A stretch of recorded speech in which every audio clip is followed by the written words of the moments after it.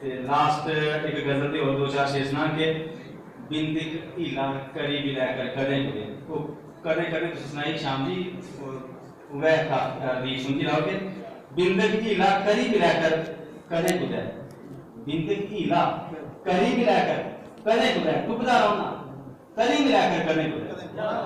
डुबदा रहोना तरी मिलाकर कदें कदें ते मौसम सारे उस मालिक दे दिते दे मौसम सारे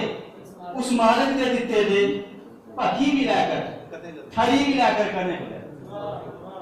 भखी मिलाकर ठरी मिलाकर कदें कदें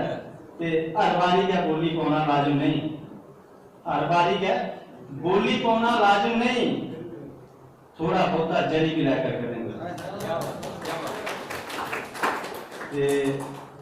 शेर है रूहानी शेर है कि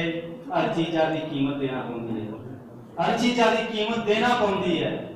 हर चीज़ की कीमत देना पौंदी है जीना है तो मरी भी लैकर कदें हर चीज़ की कीमत देना पौंदी है जीना है तो मरी भी लैकर कदें कदें विटामिन ए ऊपर एक शेर है कि पढ़ी पढ़ी दिख नजर तेरी डबला कर दी पढ़ी पढ़ी दिख नजर तेरी डबला कर दी